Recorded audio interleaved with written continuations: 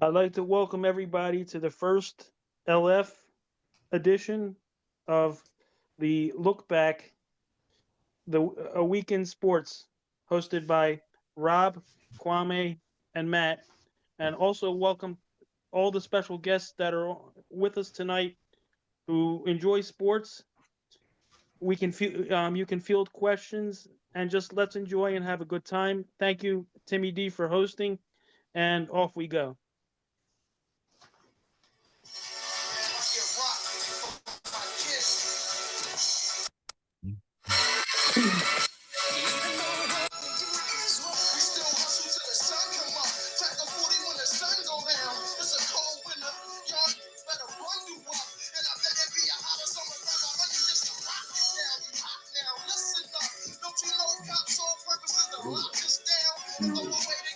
He's good right now.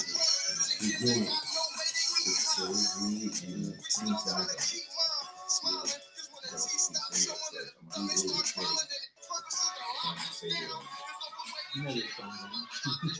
All right. Well, welcome. As Constantine mentioned, thank you to a special look back. It's the what we deal the LF edition. Though the way we were going to do it wasn't exactly well. Let's be honest. I haven't done anything perfect this year anyway. But we have members of the legendary family. Like I said, and and all of us that we normally do the show, the football every week.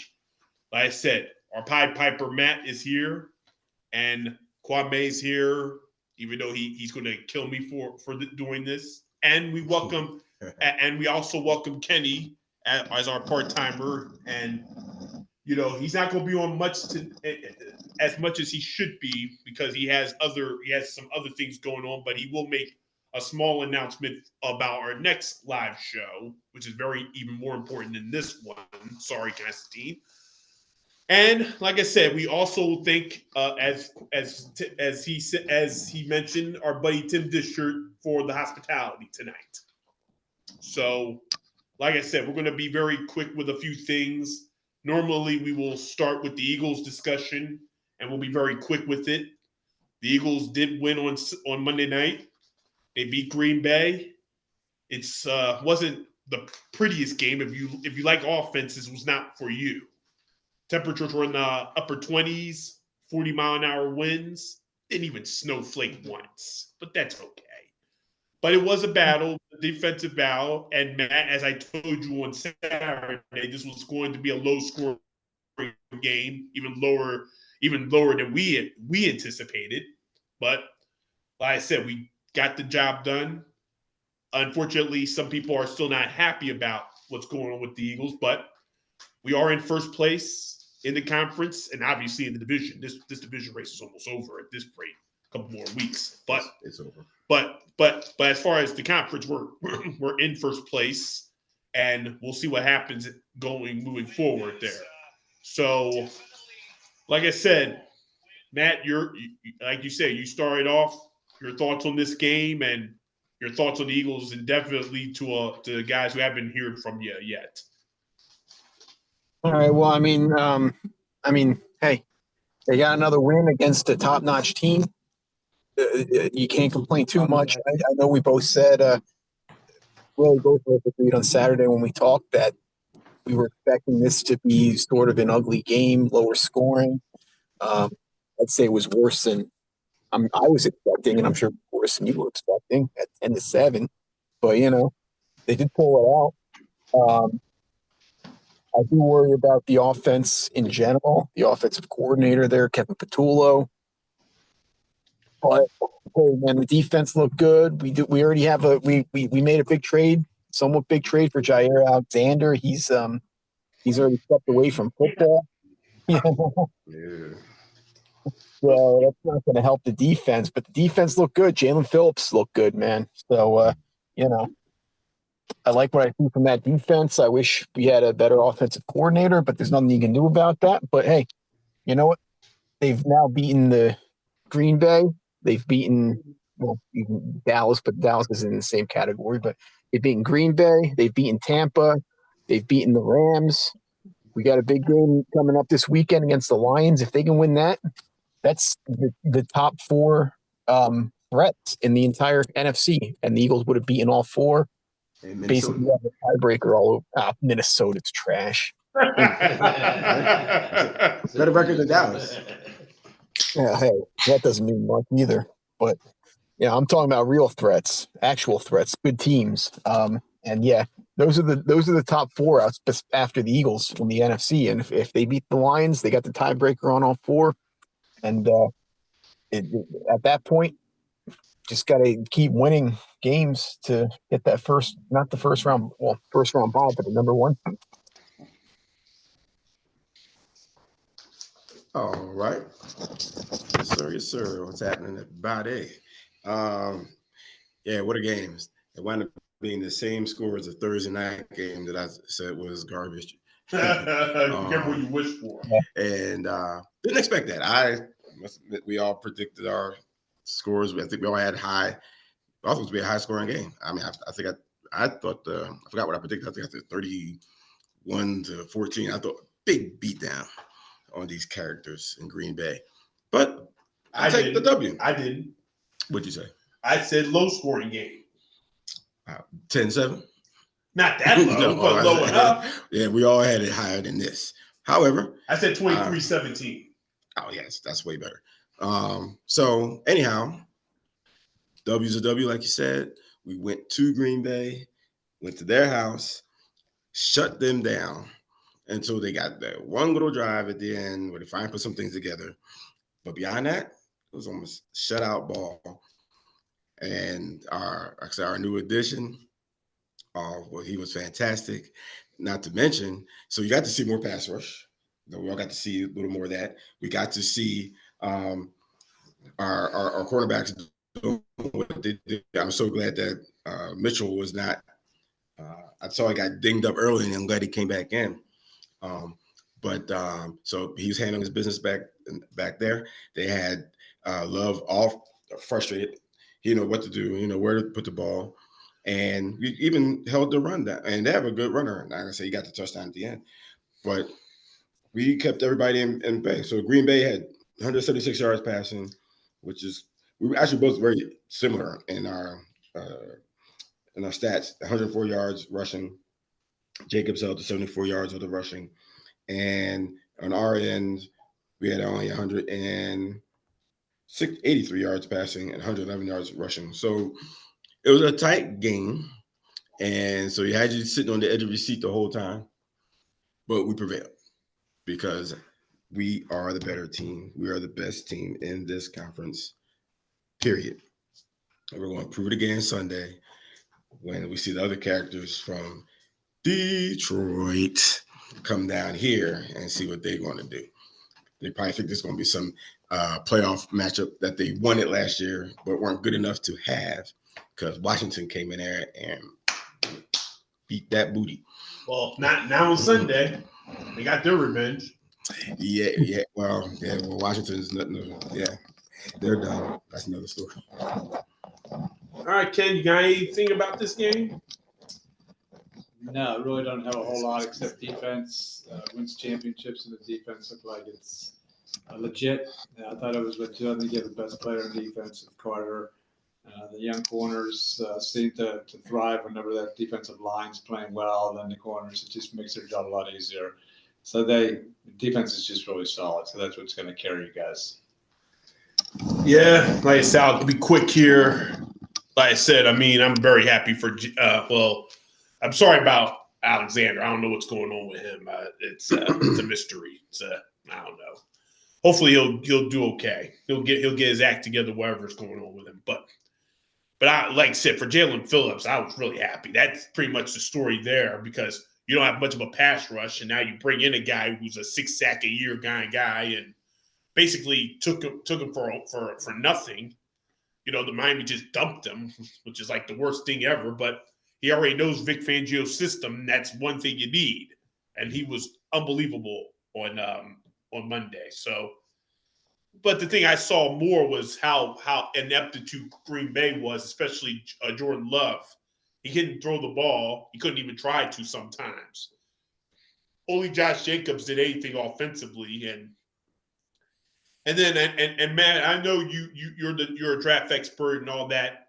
Is Christian Watson is he a bust? Christian Watson. Is he a bust? Because he smells like it, because he has done nothing. They drafted a guy named Matthew Golden in the draft. Basically a similar player to him, and he's done more. He didn't play on Monday night, but he's done more than he has done in 3 years. No, I wouldn't say that. I mean, Christian Watson did tear up his rookie year. But he's a guy. He's just injury prone, man. The guy keeps getting injured, and I mean, if you can't stay on the field, you can't really put up stats, you know. And he didn't do, and he only had one freaking catch the whole night. Like he's really. That's why they drafted Golden. He's like a similar receiver to him, and he's done more. Now, like I said, another thing going on is that Matt LaFleur. Oh my God, here's a guy who has 75 wins, not one Super Bowl appearance. You talk about overrated coach. I mean, you can say what you want about our coach. I know Matt doesn't like our coach, but do you rather have a guy who's been in 2 Super Bowls or a guy who hasn't with more wins? He's overrated coach. Because I saw him on Monday night. I'm like, this guy is not going to make it if he doesn't get to at least a Super Bowl in the next 2 years.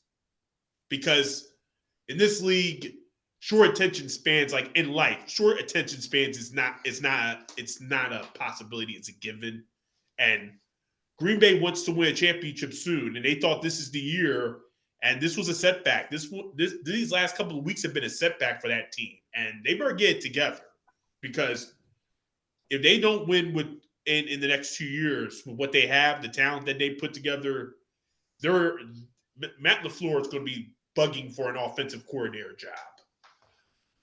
All right, so like I said, Ken is on here for a little bit, and we want to get everything across before he leaves.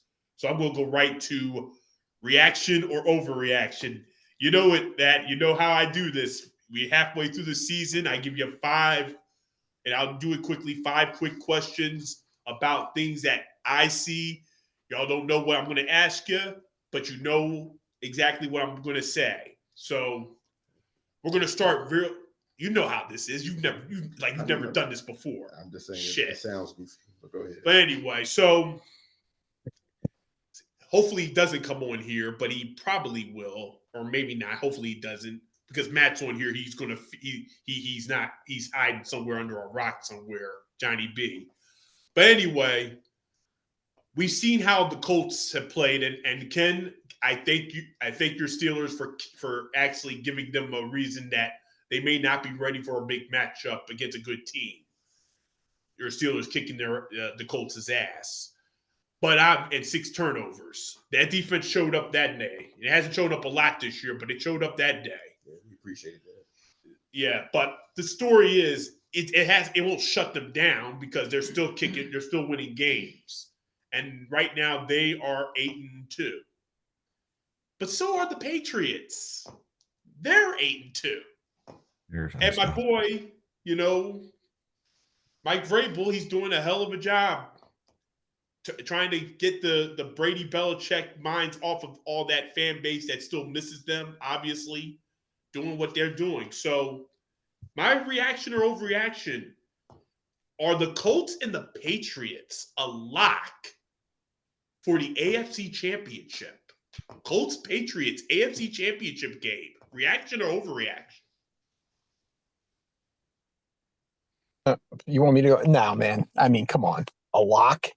They're a lock for the playoffs, but there is no lock in the NFL for making it to the NFC or AFC Championship games. So no, I mean, especially not some mediocre team.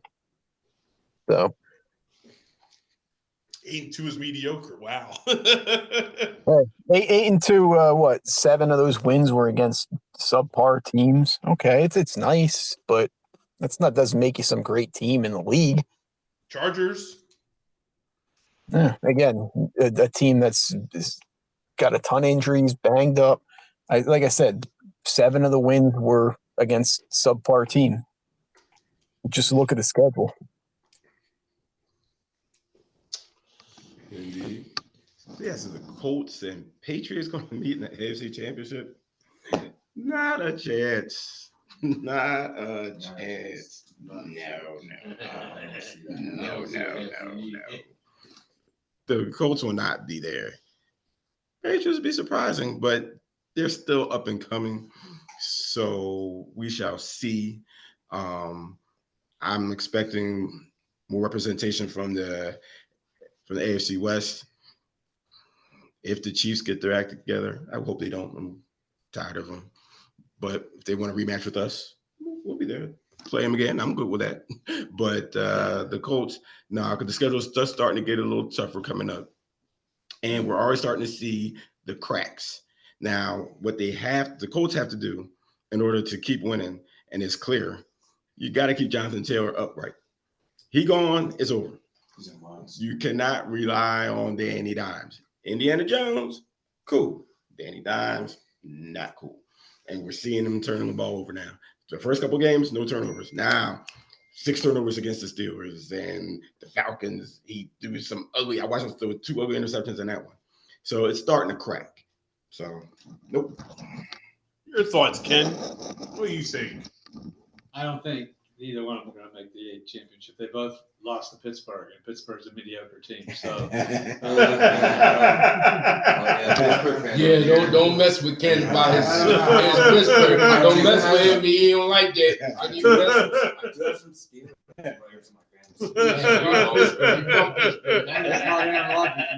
mess with All right. Okay. This one might be very interesting because it involves the Eagles here.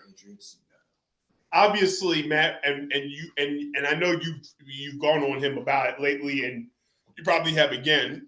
Our friend AJ Brown, or I don't know what the AJ means, Anthony Jeremiah, I don't know, but yeah, AJ Brown, he's going at it again. He has not had a good year. He has been questionable about his comments. Once again, he's made questionable comments this week, and he's just absolutely. It seems like from a distance he's miserable, but I think he really is. Even though he's going to be a team player when he wants to be, or whatever. But like I said, he's upset and he's not happy. And then the rumors he was going to get traded at the deadline didn't happen. But there's another receiver. That should be even more unhappy. And he's really, even though he's not spoken to the media very often about how unhappy he is, there's a receiver that needs a change of scenery. And we know him very well because even though Howie made a mistake once, he shouldn't make a mistake twice. Justin Jefferson of the Vikings. The Vikings aren't going anywhere. And he's had too many different quarterbacks that he can tell. Imagine if Jalen Hurts had him to throw to. Imagine if you got Justin Jefferson, a guy who doesn't get hurt that often, a guy who would be motivated to be here. We've seen what we got out of A.J. Brown. Justin Jefferson in this offense? is he smoking something? I know. I think we got the right receiver. I know,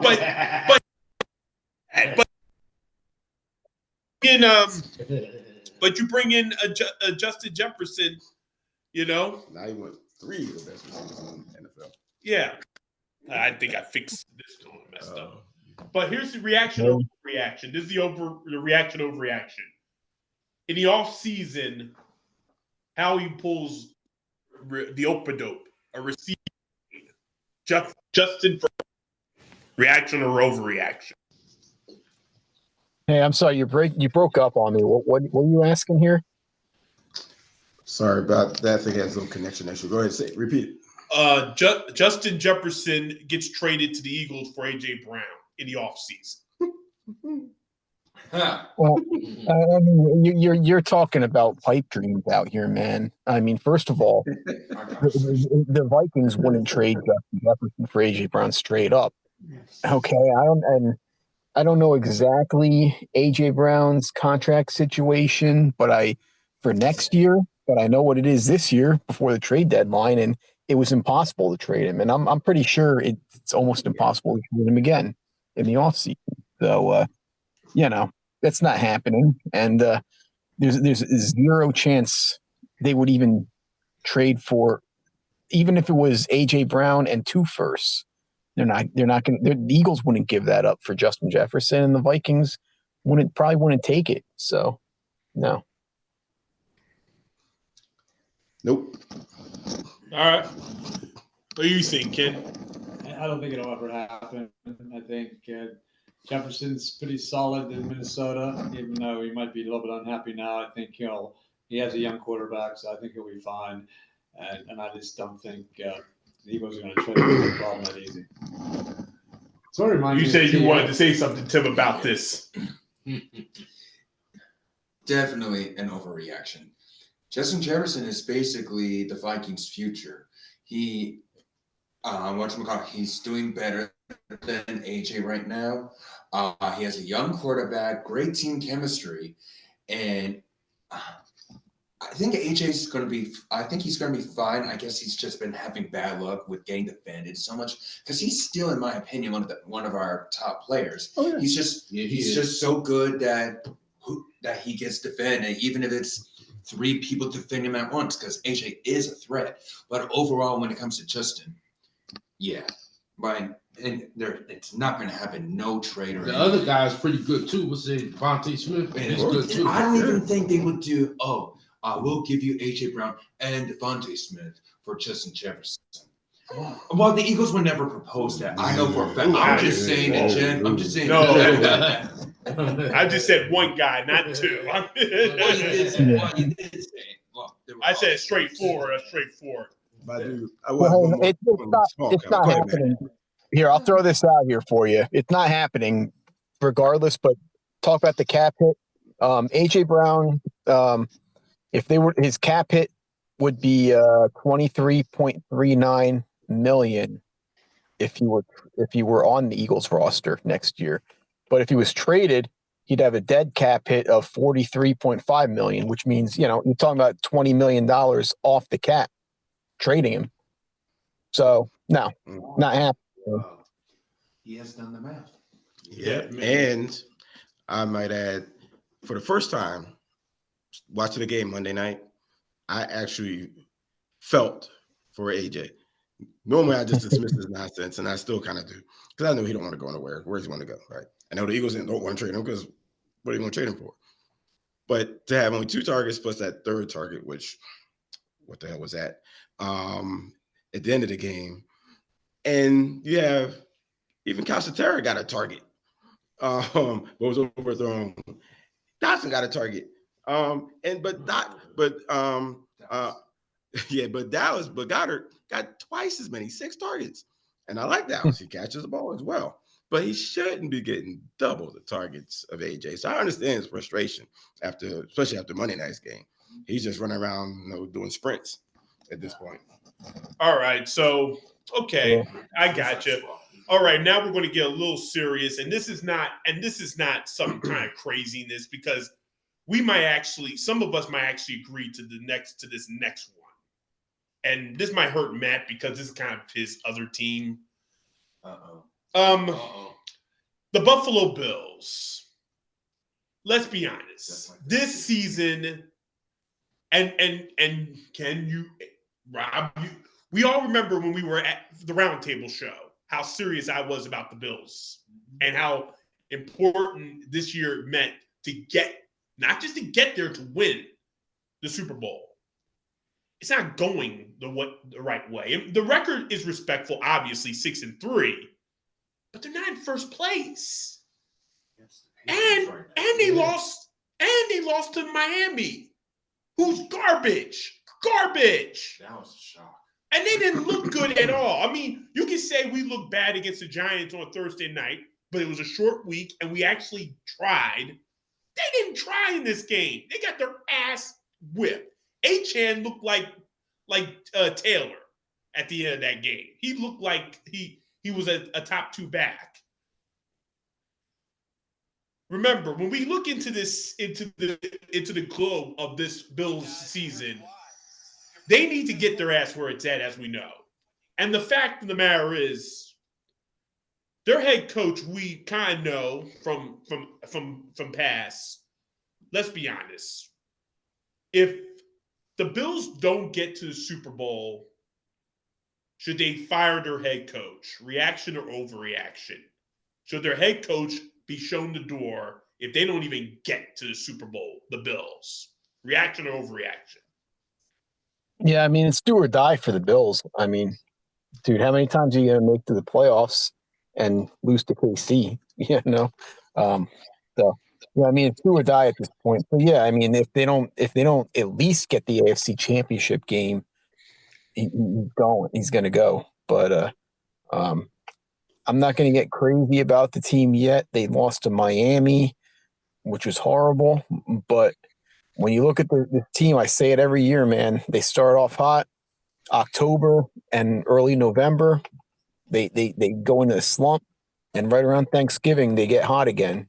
And it's the same thing again this year, man. So, you know, you look at their schedule coming up. They got Tampa at home, which, you know, Tampa in Buffalo might be a tough matchup there for Tampa. But then Houston, Pittsburgh, Cincinnati, New England's tough, Cleveland, Philly is obviously tough, and then the Jets. So they do have a nice schedule the rest of the way.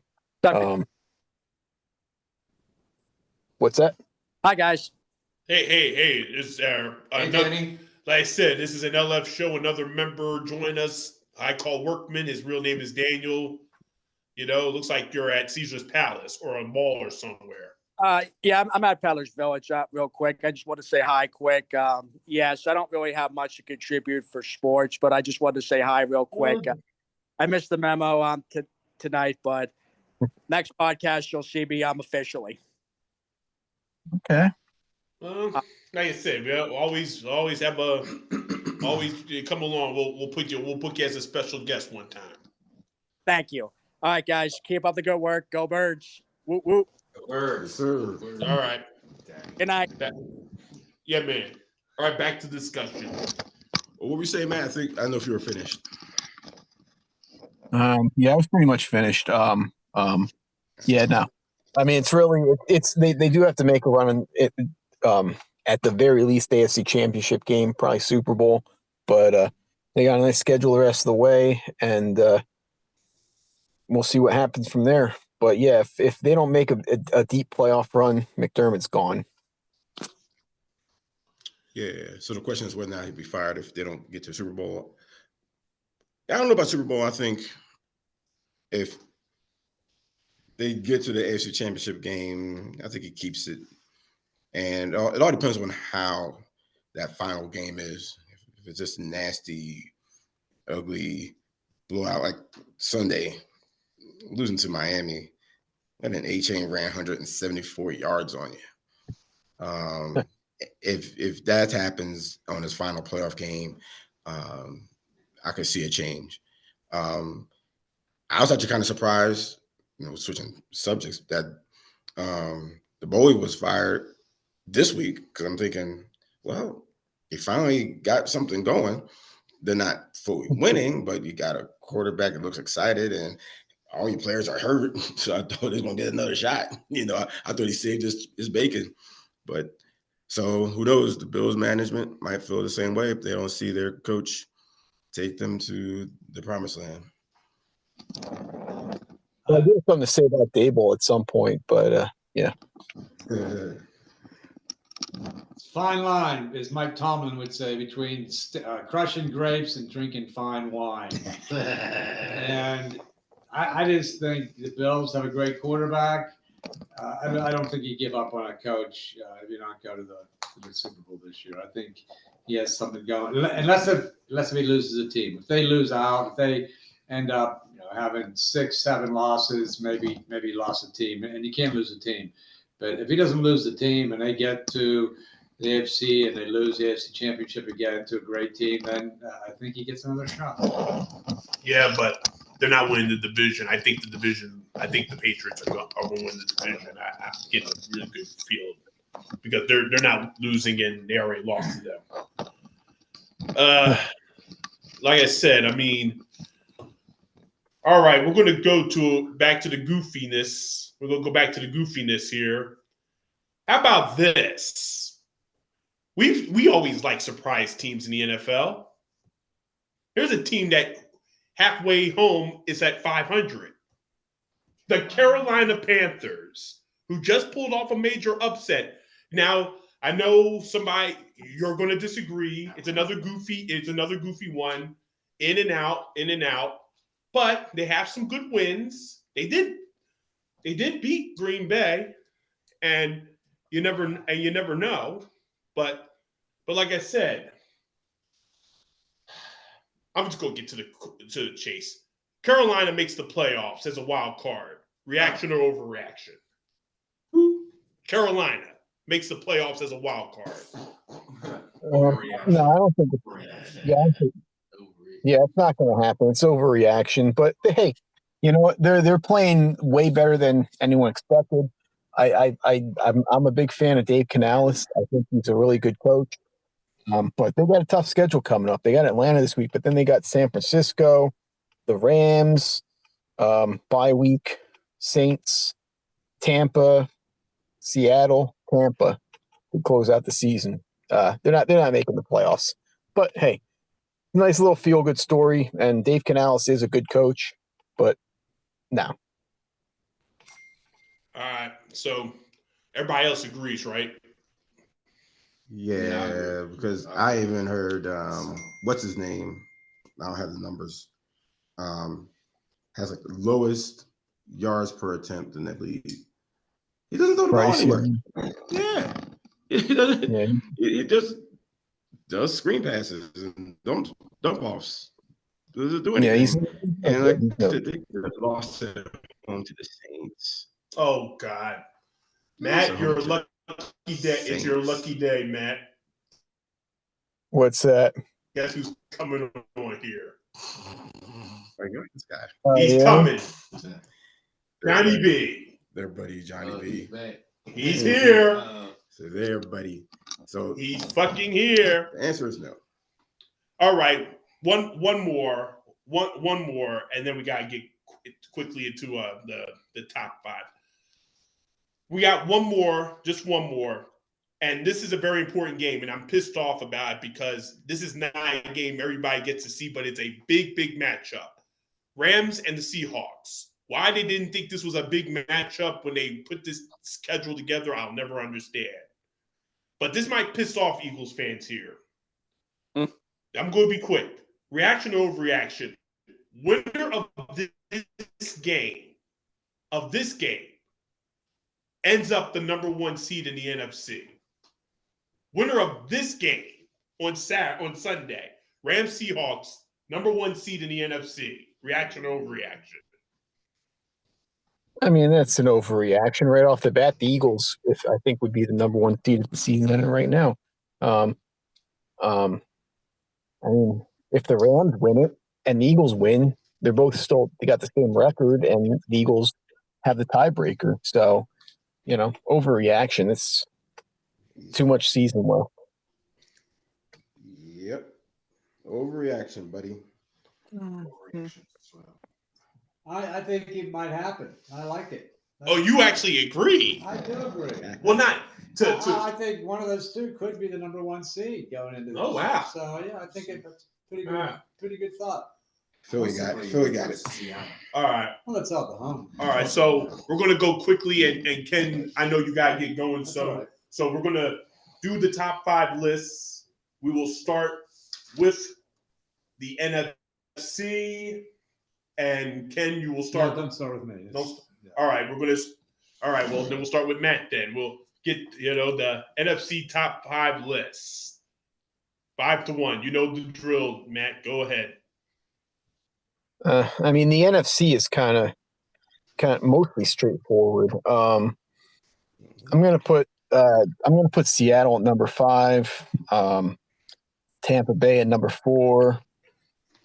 I'll put Rams at 3, Lions 2, Eagles 1 by default. But whoever wins this game this weekend is number 1, obviously, between the Eagles and Lions.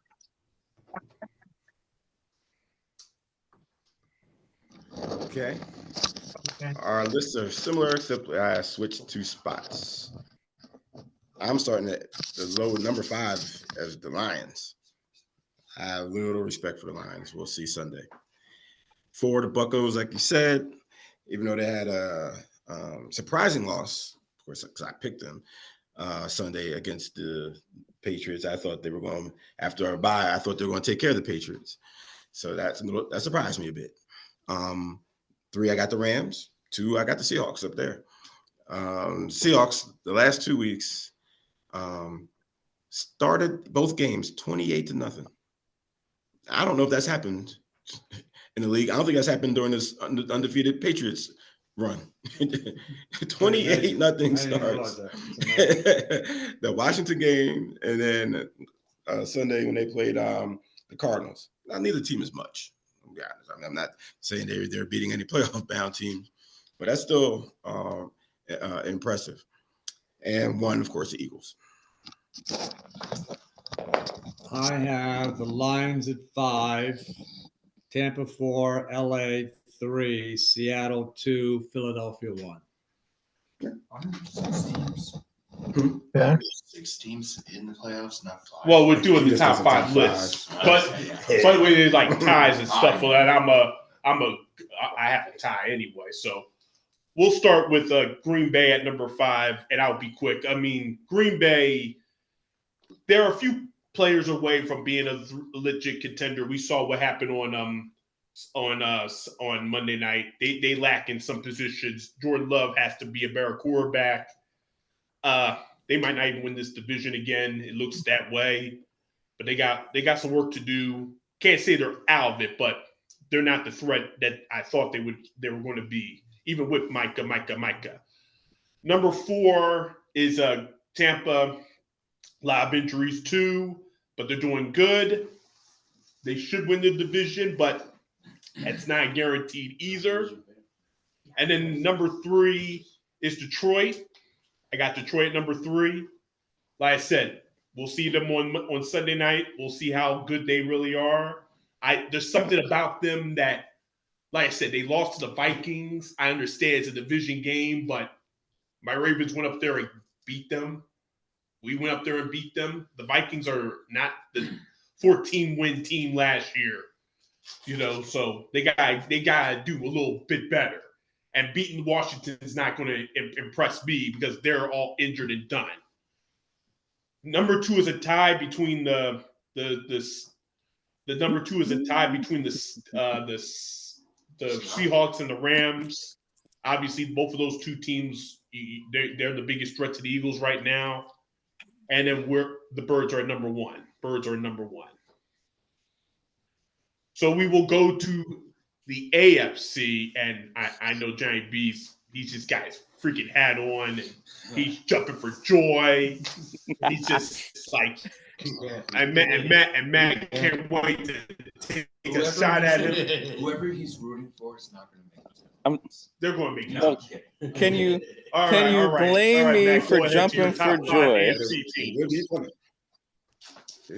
Can you blame me though? I mean, listen, man, my team, number 1 seed in the AFC right now. I mean, listen, what else can you ask for, dude? I mean, let me ask you something. 2 months ago, did you see my team being number 1 seed right now, 10 weeks into the season? I saw your team going to another city like St. Louis. Well, that's what I'm saying. So ain't nobody thought I was going to be 8-2 right now. All right, Number Well, you're 1 not. seed. You're not 8-2. The Colts are 8-2. You're not 8-2. You're sitting in your mom's basement. So, I'm 8-2 right now. Yeah, of course. That's my squad. That's my team. What's your name, Daniel Jones? Their wins are my wins. Their losses are my losses. Apparently. So. All right, Johnny. Let Matt do his list. Look at the hat. Let him do his list. All right. We'll see if they actually make his list. Go ahead, Matt. Well, I mean, based on record, they're going to make the top 5. But I mean, you look at the Colts or the Colts, the AFC in general is kind of a smorgasbord of just, no team really stands out. I mean, you got the Chiefs sitting at 5-4, third place in the division, 2 games behind the Chargers, 1.5 games behind the Chargers, 2.5 behind the Broncos. They don't have the tiebreaker over either of them. So, I mean, you're talking about the Chiefs, the team that's owned the AFC for years. I can't put them in my top 5. So the way I'm going to put it is, here, I'll do it like this, man. Number 5, I'll put the Chargers. No, Chargers are off too. I'm going to put the Broncos at number 5, sitting at 8-2. Next up is the Colts, who beat they get the edge over the Broncos because they pulled off a lucky win against the Broncos. Both also at 8-2. They're number 4. Number 3, I'll give it to Pittsburgh, who beat the shit out of the Colts, and even good, Oh man, they're clearly a better team. Clearly a better team. They also beat the Patriots, so it's a good team. Not great, but good. Beat the shit is. I don't know if I'd say beat the shit though. Yes, I they know beat the shit out of them. 6 but turnovers. beat the shit. Eagles don't even have that I many feel like that was turnovers a as a team this fluky year. win, man. I mean, 6 if turnovers and you you're only saying win by that- 7 points, though. How do you only win by 7 points? If you're saying That should have been a Delusional. 40 burger, not a fucking 27 burger. you're That's what I'm saying. that- I don't really think they beat the because if you look at the stats, Who won last week against the Steelers? if you look at the stats though, we dominated the game. It was just you guys got lucky turnovers at the right possible moment. Smashed. It was an embarrassment. You should have Smashed. gone home. Did you even Johnny watch B. that game? I watched that game. The game was Be ashamed we of yourself. dominated when we weren't turning the ball over, Oh, and we only lost by 7 points. We were dominating as long as we weren't turning the ball over.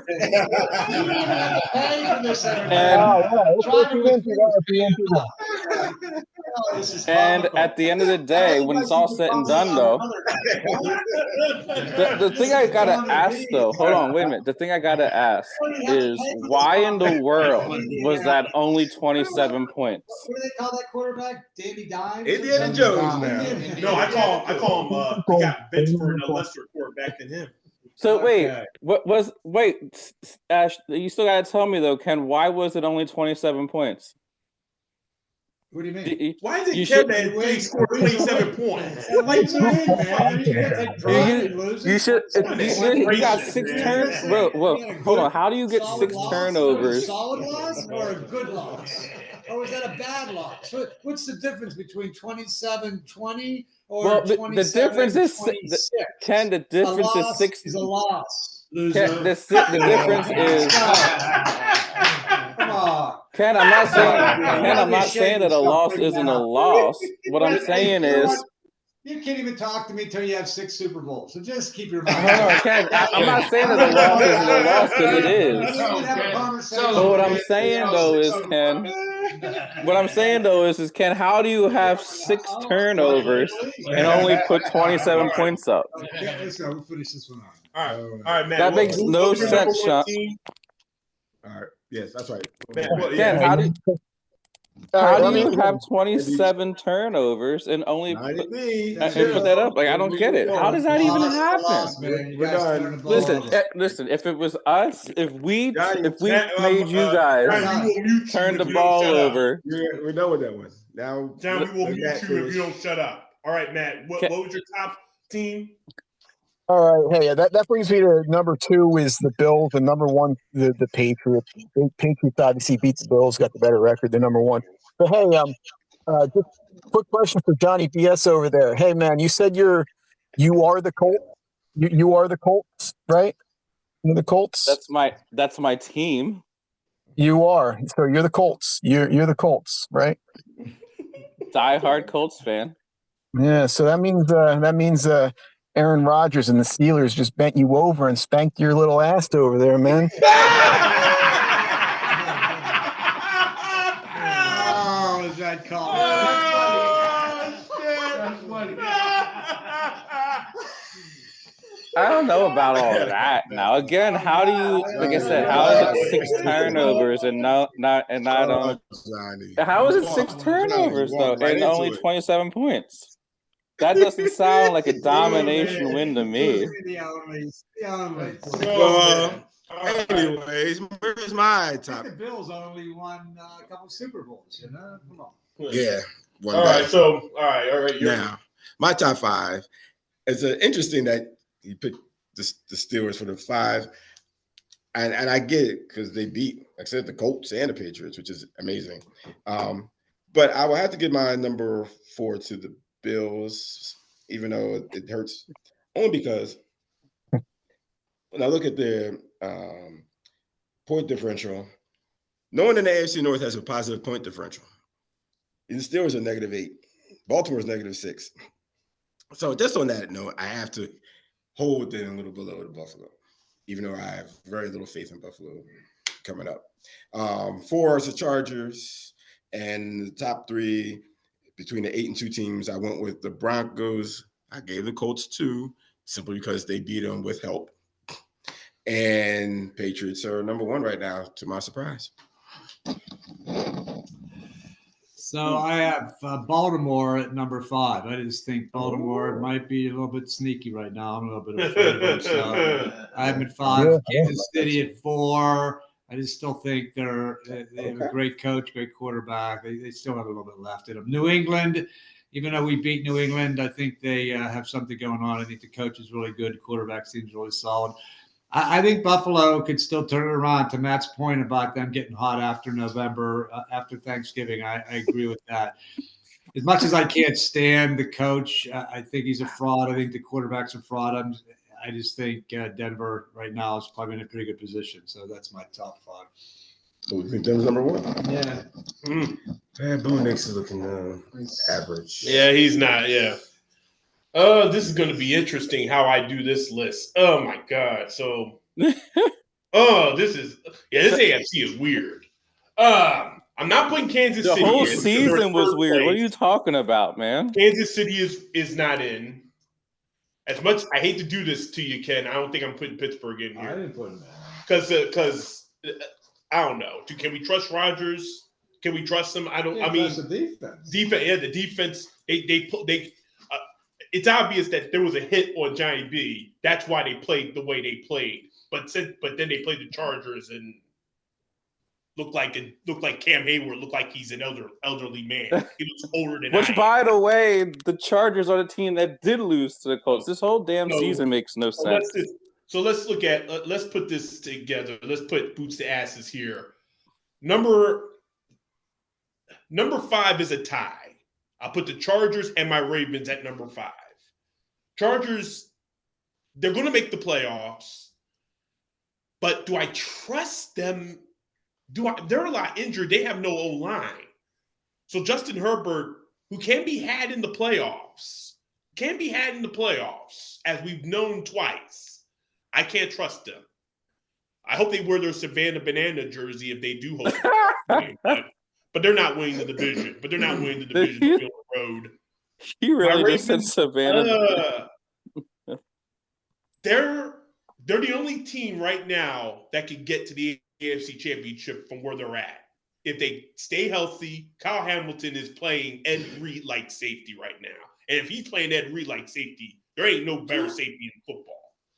And if Lamar gets healthier, he's not healthy yet, but if he gets back to what he was, the Ravens, they're good enough to score 30 points at any time, and they're good enough to beat anybody at any time. So I'm not giving up on my Ravens yet. And I'll even give an honorable mention to Houston because I think their defense, if they can just get something offensively, they have the defense to beat anybody. So, but they're not on the list. So number 4,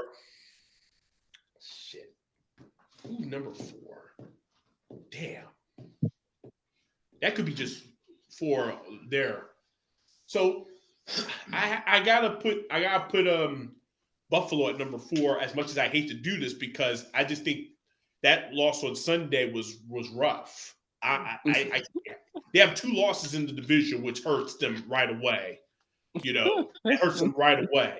You can't lose in the division, and New England's already beaten them. So it's something isn't right. Something isn't right with them again. They could get hot, but this year is not one of those years to get hot, because Kansas City, somebody good's going to miss the playoffs in this conference. Somebody really good's going to miss it. So, I mean, Buffalo, I think they're going to make the playoffs, but they better get going. They better get going. That was a really bad loss. And Tampa could go to Rich Stadium and win.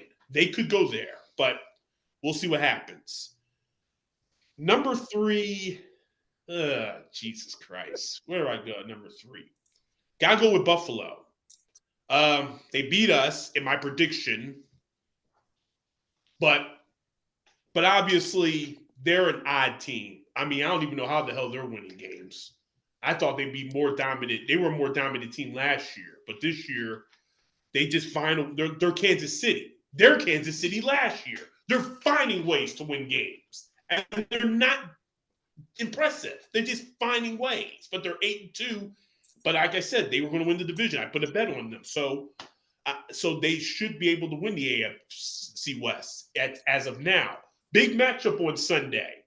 For some reason, they still fall in love with the Chiefs, and they're sending everybody, the Romo and all the pre-show. They're all going after Denver for that matchup. They've done this like 5 times already this year, and the Fox guys done it once.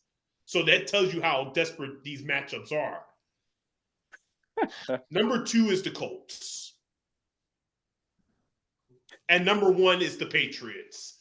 Because Mike Vrabel is he's the man right now. This Patriots team has no business having more than 6 wins for the whole season, let alone 8, going on 12. They're a 12-5 team when this is all said and done. They could be the 1 seed. They could host the AFC Championship. And you're telling me there's no more Belichick and Brady around? None of that? The Patriots? But like I said, they still, Drake May is still not, as you would know, is not a polished star yet. And he's going to have to hit some humble pie, So at the end of the day, the Patriots are the top team in the conference over Johnny B's favorite team, because they have more credible wins. They play better defense. Yes, Johnny, they play better defense. If you're giving up 30th best in pass yards per game, forget about it. Oh, really? So I'm Patriots number 1. Okay. All right, Ken. Guys, sorry about that. Well, I'm glad you stayed. I mean, you did, Comedy here. It's like comedy show. You guys out. You enjoyed it, Vince? You enjoyed it? Yeah. No problem. And come again now, All right, bro. All right, bro. Take care. Good to see you. See you guys later, See man. you Take care. later. Thanks again. Yeah, see ya. See you later, Ken. Put yourself in this big house.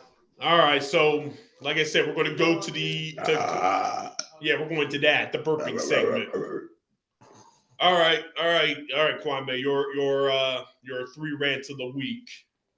Yep, and since I'm not in my normal spot, I have to do it old-fashioned style.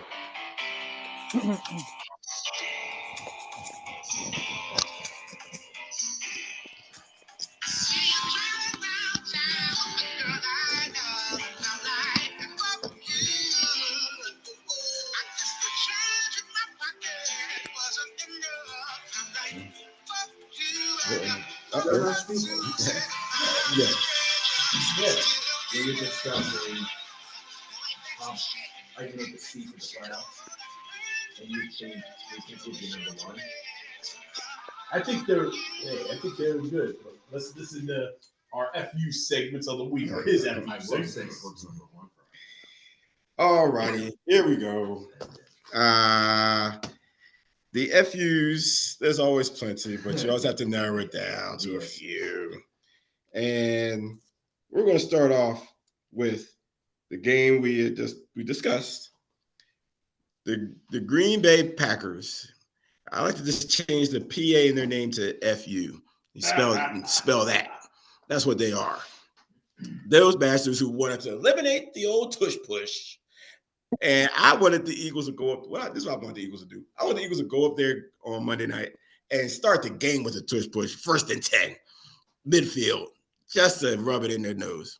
But they have more respect than I do, so that's fine. But I really would have loved to see them do it in the 4th quarter just because. But we just never had a nice, comfortable lead to just play around with those bastards. I wish that when Sirianni threw that, it was kind of a dumbass pass.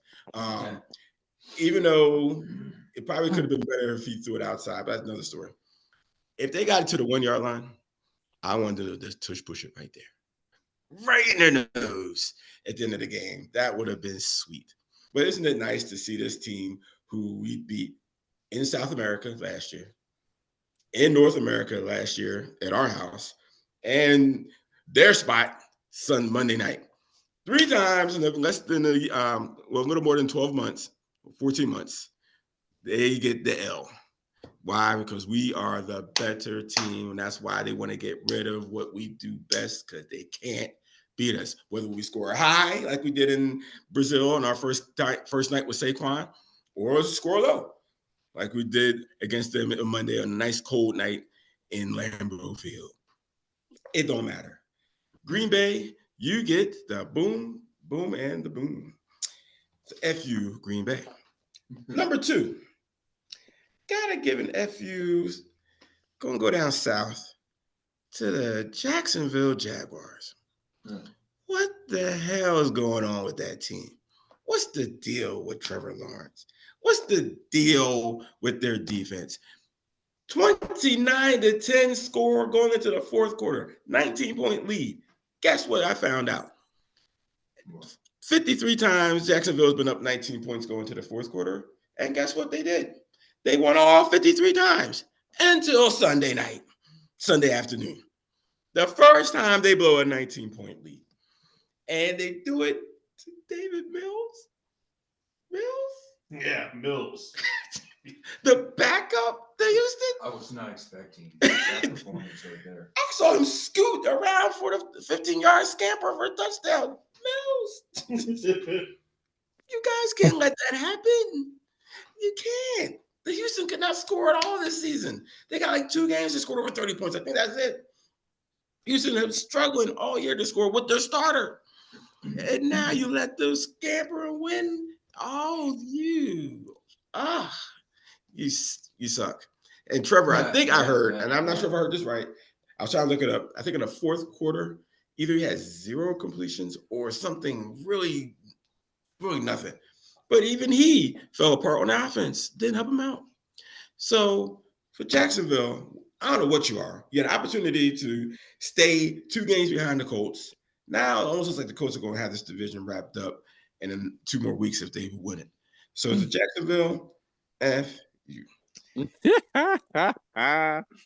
Here's number 3. He kind of alluded to it. I didn't want to get deep into it earlier because he didn't know where I was going. But this one goes out to the city of Buffalo. The Bills, man. Bills. You beat the Chiefs 2 weeks ago. And people are like, oh, look at the Bills. But you always beat the Chiefs regular season. That was no shock. But then you lose to Miami. That's worth 2 losses. You should, yes, your record should be 5-4 for that. 6-4. Keep the 6 wins, but you get an extra loss for that. That's what you should get. And I'm going to say another thing too. Then your running game, Cook only has 53 yards rushing, but you give 174 yards to AJ, who wasn't doing much all season.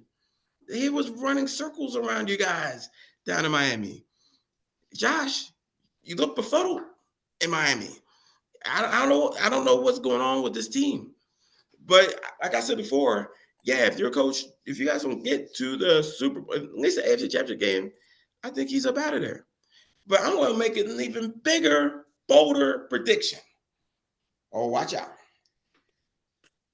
Bills, your Super Bowl window is officially closed, just like the windows here in the wintertime.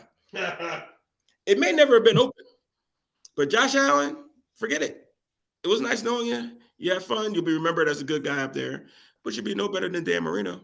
Matter of fact, Dan Marino's better than you. He went to a Super Bowl. So you guys are not going to go there. You haven't been to Super Bowl since I was in college 31 years ago. All 4 years I was in college, you were there in the Super Bowl. That's why I'm going to remember you guys. Never been to Super Bowl before, never been to Super Bowl since. But I happened to witness all 4 of the Super Bowl years in my college years, and all I did was watch you get L, L, L, and bigger L each Super Bowl. You're not going back this year.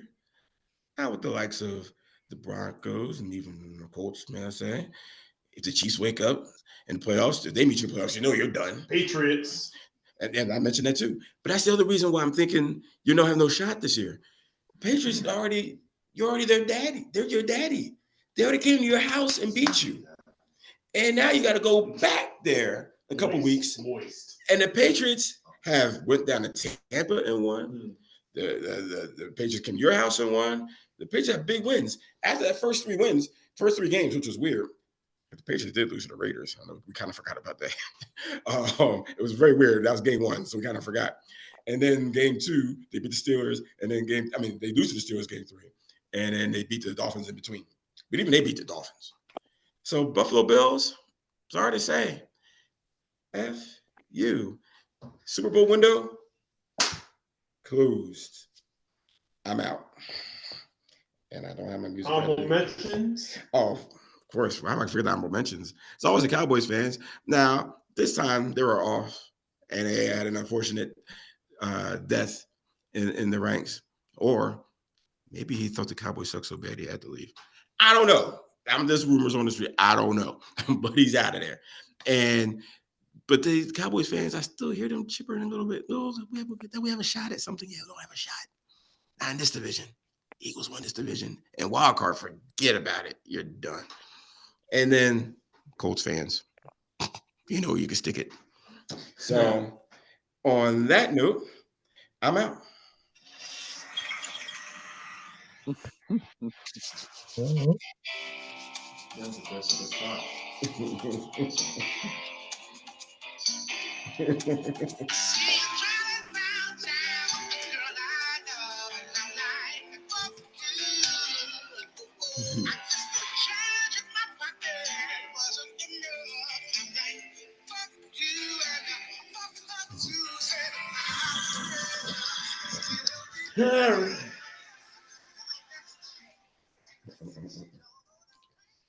Oh boy, that was good. I mean, like I said, we've really picked up the pace. All right, so like I said, I mean, it is what it is. Now we get to the fun part, and let's see. I mean, last week we had a tough week, or I didn't have a tough week. I won both of my matchups pretty easily. It was easy to pick those matchups, but what did the rest of us do?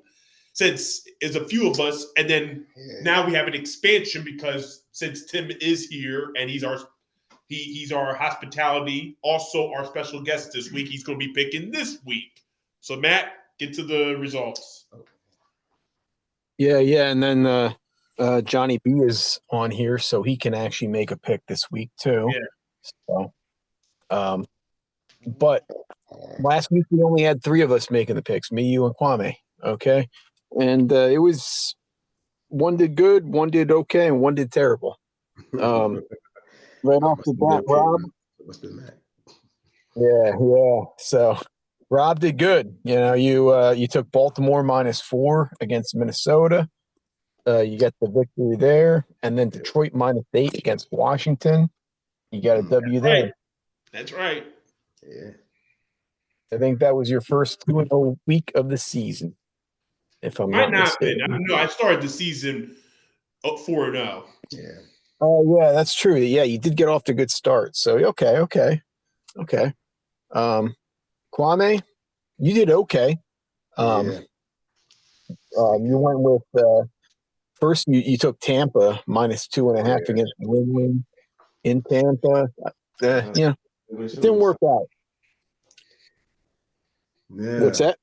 No, New England showed me something. I didn't think that they would pull that off, but that really gave me very impressed with them now. It was a rough week in Florida for the Bills to go down there and lose to the Miami, and while New England wins in Tampa, that seals the deal for me that they're going to win this division. Yeah. I thought that was a good pick too. So it is what it is.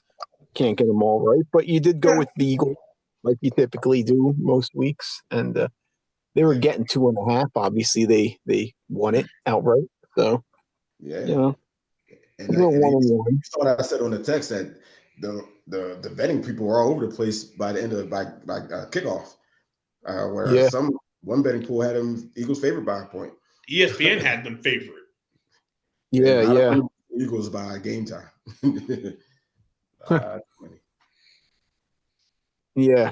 So I mean, that game could have gone either way, but taking the points that was a good pick, man. So you got that one, 1-1 on the week, and then I'm the one that really screwed up this week. I've been 1-1 almost every week all season. Last week I finally went 2-0, or the previous week I finally went 2-0, and now this week, that 1-1 streak's broken, and it's either 2-0 or 0-2. And this week I took Pittsburgh.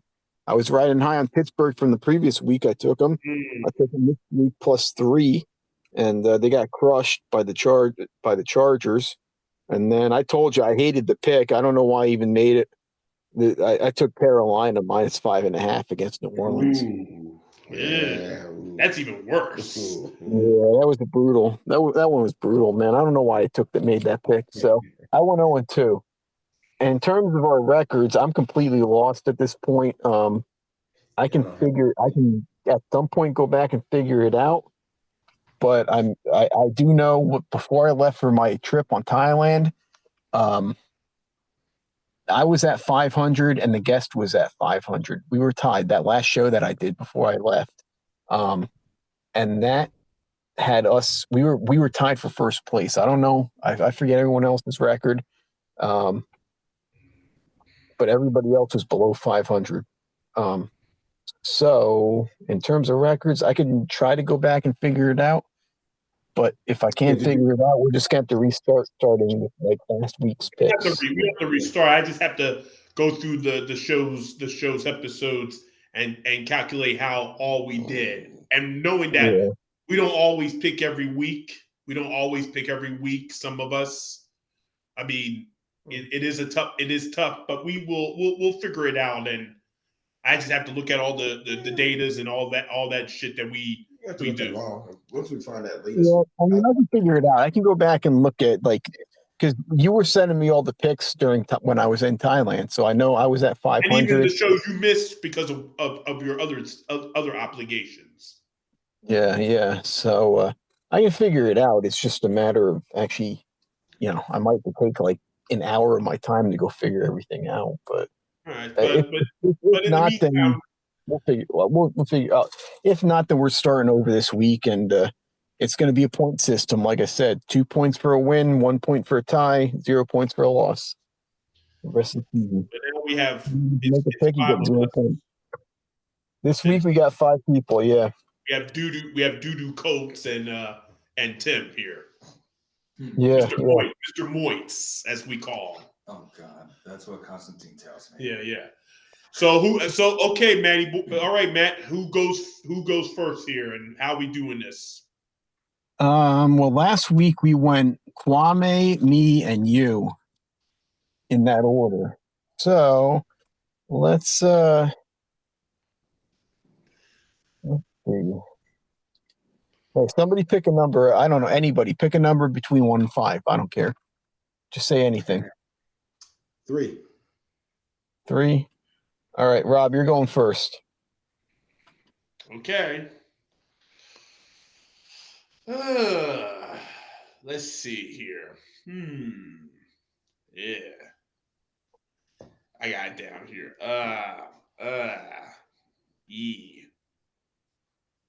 Jesus Christ. Where do I go? Let's see. All right.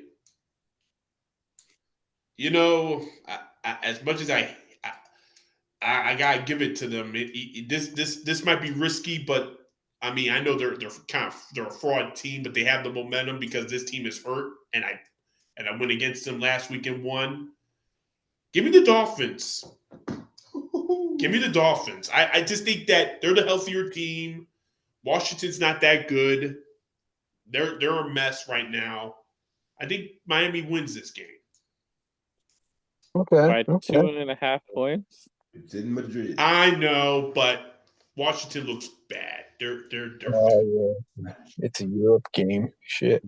Oh, well. I know it's risky. It's risky, but I'll take it. All right. All right. So next is the guest, which is Tim this week, right? All right, Tim. You got to pick this week. All right, so basically, who wins the matchup? Against the spread. Oh shit. Yeah, you can pick any team except Miami, basically, right now. Anything against the spread. Against the spread. Give me Atlanta beating Carolina. Okay. Atlanta minus 3.5. Because Atlanta has great players. It's just the chemistry. It's just they're wrapping around. Penix is still trying to. It seems like Penix really trusts Robinson, or Robinson just needs to step up in general. Their defense is pretty good, and Carolina has just been a surprise. So I think Atlanta can still take advantage of the division. It's just going to be very tough. Yeah, I was just saying, they're just so Jekyll and Hyde for me. I just hate them now. I don't know what they are. I guess they beat up the Bills one night, and then they got slacked 30-0 to Carolina earlier this season. And I'm like, what team is this? I think this is a revenge game. I can see that. Atlanta. Yeah, they got Kirk. Or they're going to have to replace Penix with Kirk Cousins. And he's even worse. And he's even worse. He did fine last year. He was even worse. So is it me or is it you, Matt? No. Yeah, no, I like the against the grain pick there, Atlanta. Like you said, they got blown out by Carolina earlier in the year, so it's in Atlanta, revenge game. It's not like either team's great, so I like it. So next up goes to the Joker. They used to do that. If you went to Europe, you had to buy the following week. What's next? Who's next? I didn't hear it. I said next up's the Joker, fucking Johnny B. Okay. Oh, Johnny B. Yeah. Oh boy, this could take about 20 minutes. Man, all right. You know what? By the way, your culture on the bye this week. Your precious love is on bride. Give me the Chargers. 2.5 favorites over the Jags. I got it as 3 on my thing. It's actually a full 3. It's 3? Well, because on ESPN it's 2.5. Yeah, we're on CBS. We're doing CBS. Always do CBS. All right, so it's 3 points. I'll still take them. 3 points, I still take them. Okay. That's fine. All right, next up is Kwame. Eagles. I don't want that bastard touching him. I knew he was going to touch the Eagles. I'm glad he saw the Chargers. Easy victory. Only 2.5? My gosh. Should be at least 4. Eagles. All right. Apparently you go last. You haven't picked one yet. Yeah, I know. This was just random select, so this is how it's going. There's a couple games I was looking at, and man, I really don't want to do it, but I'm going Dallas minus 3.5 against the Raiders. What a sorry ass Monday night game that is. Yeah, I know. That is a sorry game. But all right, so I go next. I'm going to take Houston. Give me Houston. Tennessee's the worst team in the league. They're the only one-win team. Okay. They're garbage, and Houston's defense will kick their ass. Okay. They can score 3 touchdowns on defense. That's how bad Tennessee is. Okay.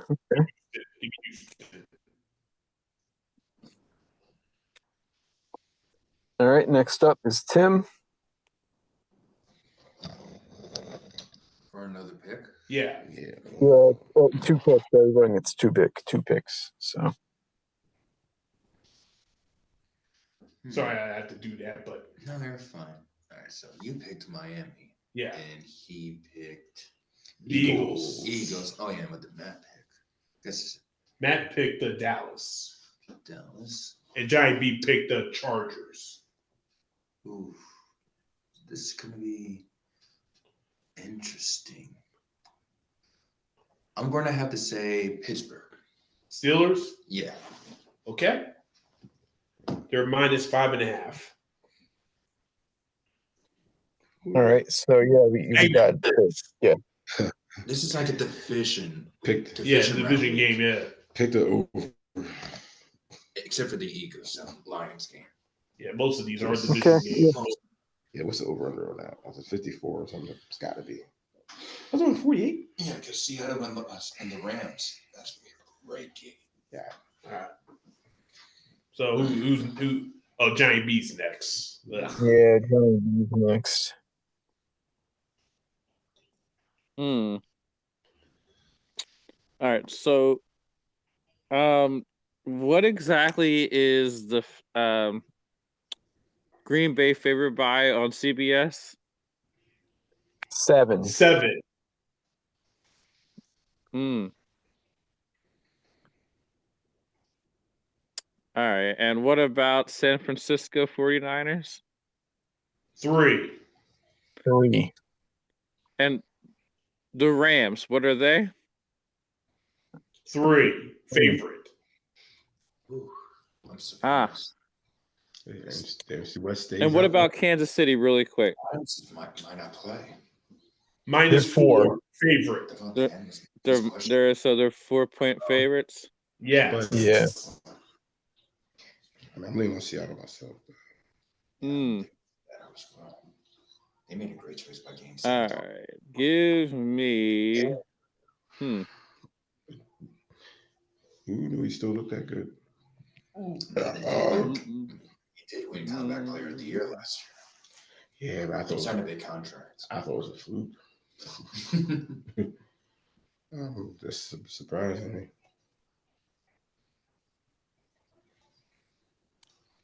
You know what? Give me the Packers. I can't see them losing to the Giants right now. Okay. I can see them winning by 7. Okay. Green Bay minus 7. All right. I think the Giants might have that bounce back when the coach bounced, when the fire coach bounced back. Yeah, that classic. They have momentum. Who's now the replacement? One of the coordinators? I don't know. I guess so. Jameis Winston's playing in that game, so it's going to be a high-scoring game. Ain't going to be no damn 10-7. Right. Ain't going to be no 10-7 game. Oh, he's playing. They're going to be wild. He's going to be wilding that ball out. Winston finally playing? Yeah, he's starting over Russell. Yep. Well, how about Dort? He's out. Yeah, I thought so because I remember he was questionable at one point. No, he's out. For this matchup, he's out. That team got nothing. Man. His mom is so hot.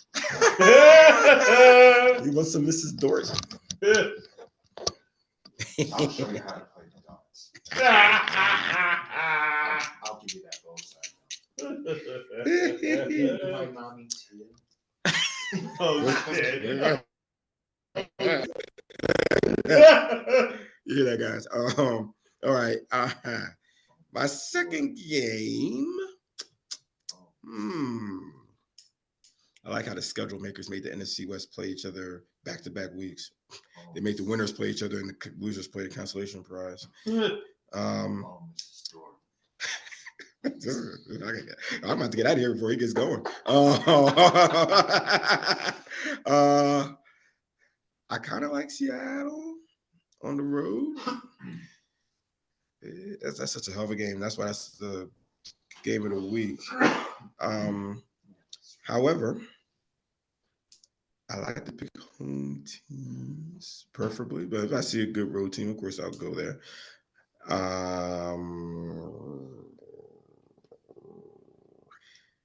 Give me.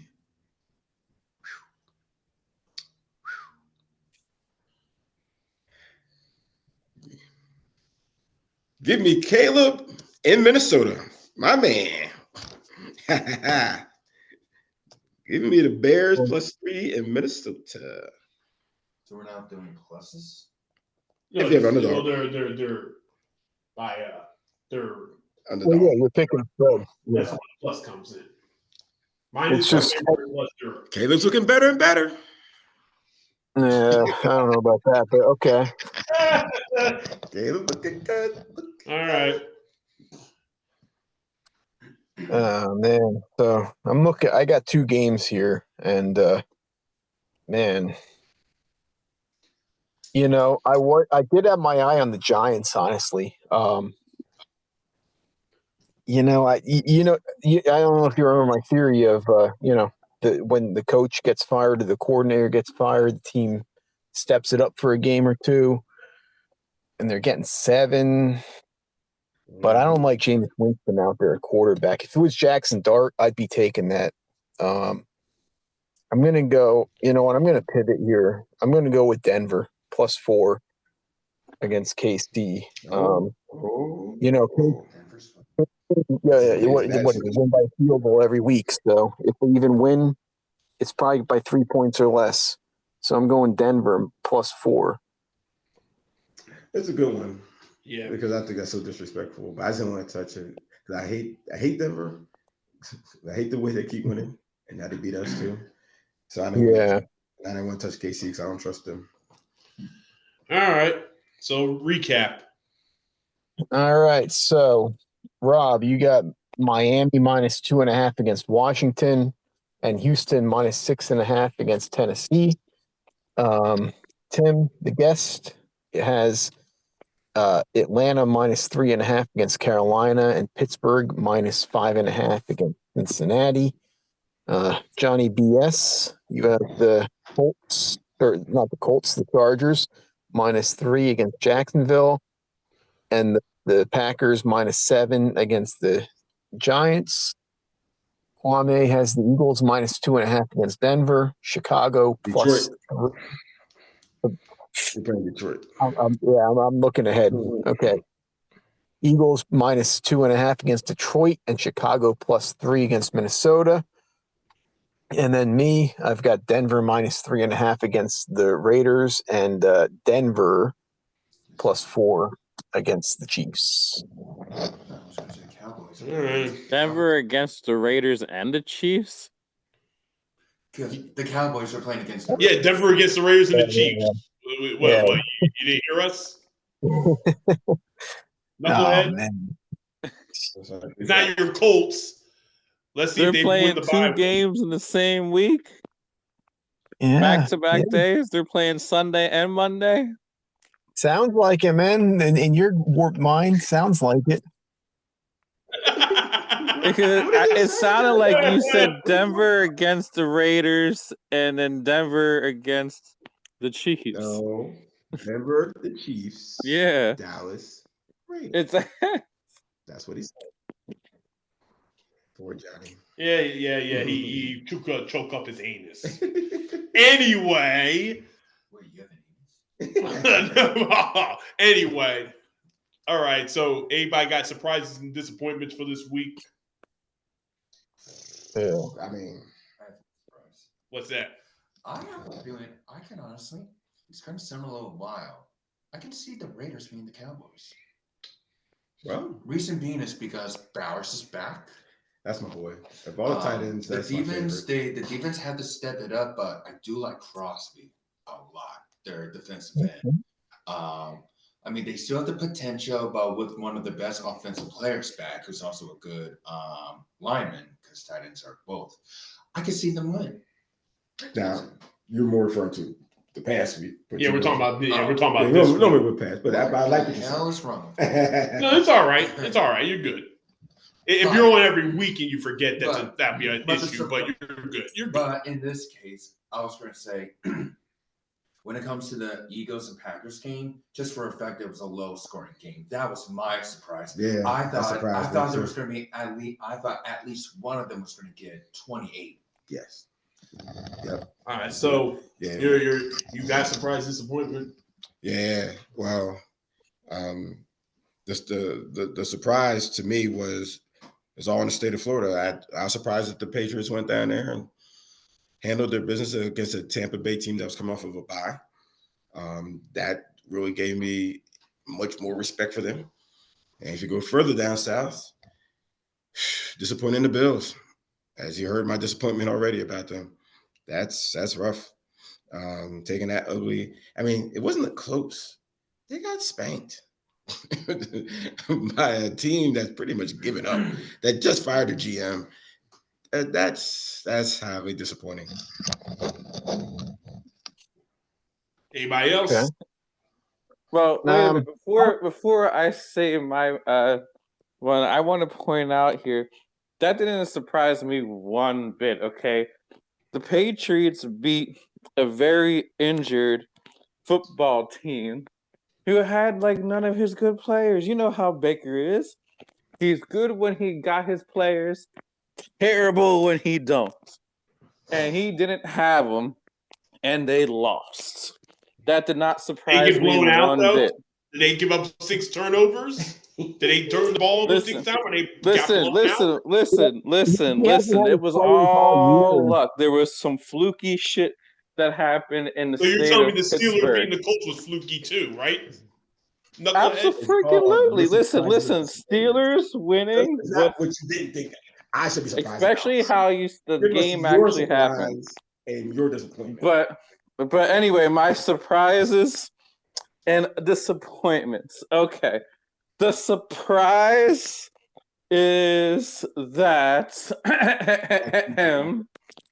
the Indianapolis Colts, 8-2, number 1 seed, 10 weeks into the season, when everybody said they were done week 1. Isn't that an amazing feeling, guys? That just feels amazing, you know? Tiebreakers over Patriots and Denver. Actually, just about everybody in the AFC, because conference record 6-1, best conference record right now. Amazing. Anyway, disappointments. But you're gonna be disappointed. I guess I'm disappointed in the freaking fracking mother-loving Packers. How the hell do you let the Eagles come into your territory and only put up 7 points?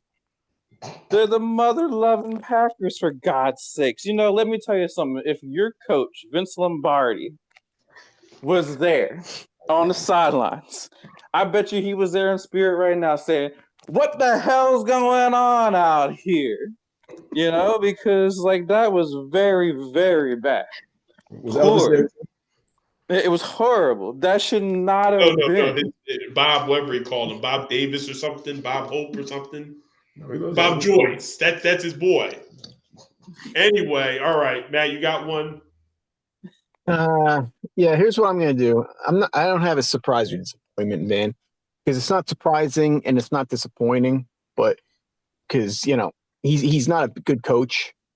But the Brian Dable firing, I'm going to say this: it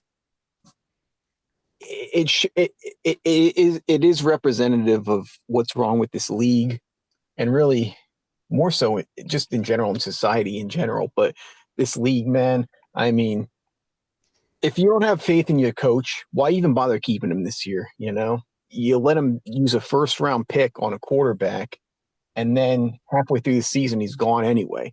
So now you've wasted your first-round pick quarterback's first year in the league. Now you have to bring in a new coach, new system. He's gonna have to learn a new system. I mean, if you had that little faith in the guy, then just fucking fire him in the offseason, you know? I mean, I mean, the guy's not a good coach. I've been saying it for years. He's a fraud, but apparently they had enough faith in him to keep him this year and to say, hey, you pick your guy in the first round and you develop him, and then halfway through the season you're gone anyway. It's a waste, and it is kind of like how society is nowadays too. With I need everything right now, this second. I need wins. I need this. I need that today. I can't wait, and people can't. There's no long-term plan in effect. It's just, I want everything right now, and if I don't get it right now, I'm gonna I'm gonna pivot. I'm gonna move on. And it's the league. It's in general, man. Look at the quarterbacks. Look at the coaching. Yeah. These quarterbacks. And I agree with you. Yeah, Sam Darnold. I'm not a Sam Darnold fan, but hey, Sam Darnold, Baker Mayfield, Geno Smith, these guys. You do actually have to give your quarterbacks and even coaches, front office.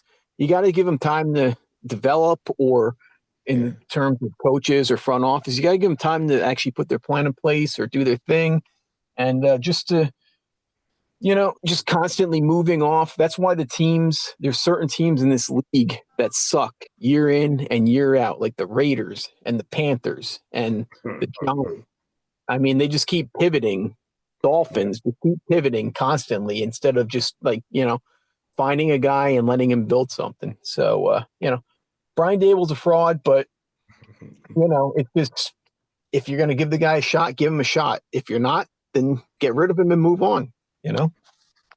But don't wait until the season to do it. I agree with you that I think what we're witnessing right here in our backyard with the Eagles, many of us, I mean, I'd have to raise my hand. When Sirianni fired after week 4 last year, and that was a year after going to the Super Bowl, or a year and a half after going to the Super Bowl. But I am glad that the front office had extended more patience and saw that there was something here with him and with Hurts as a combo. And here we are celebrating Super Bowl victory earlier this year, and it looked like we're going to celebrate another one coming up. And that's where consistency can pay off. Yeah. Okay. See, it was going to be a 2-part dummy of the week, but Matt took my Giants thought, and all I have to say is the GM should have been fired too. Why didn't you fire him? He was the one that hired the coach, and now the coach is gone, and you have to hire a mess. Giants ain't winning for the next 10 years. But I'm going to say something. This could be the most conventionally controversial dummy of the week of all time. And I hate to say this politically, even though it shouldn't be politically, this is going to offend somebody potentially on here. We don't know. It won't offend one. It could offend 1 or 2 or not 3, but yes. Why? So the Washington Commanders played Detroit. No big deal. It was a beatdown. It was a fucking beatdown. That's not the controversial point. We are in a very bad place in society. Most of us. Some of us may not be. But in the booth was the guy that I said this on my Monday morning chat, but I had to be careful what to say. And I didn't really say much. I just put out some stuff, but I didn't say anything over the top. But a certain someone decided to come into the booth and do a discussion. Now, look, that's fine. It's a free country. I get it. But can we actually be a better society than you just sticking your nose in everybody's business? This is a crisis that we're going on. You got a lot of issues. I'm not going to mention your name, but you came into the booth. You wanted to talk. You talked. You did your thing. But let's be honest.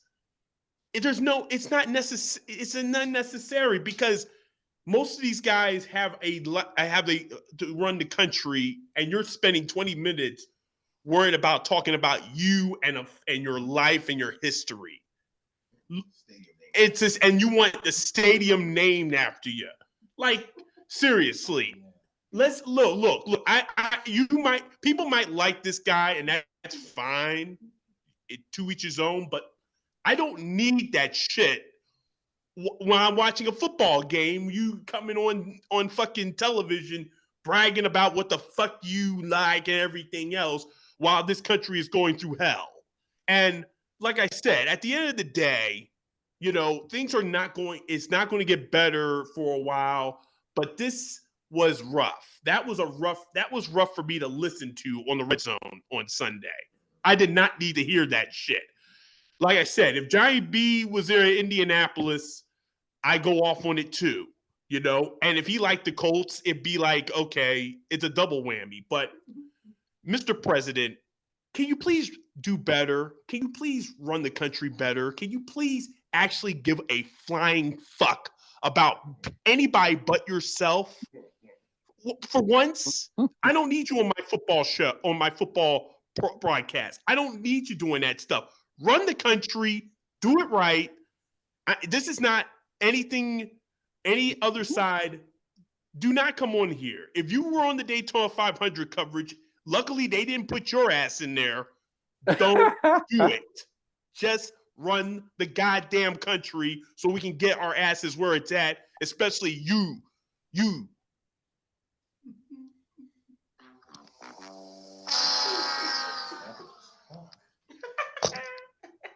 I'm sorry if I offended anybody. Sorry, but let's be honest. That is probably the most conventional dummy of the week I'll ever do, because that is just so unnecessary for a football program to be political.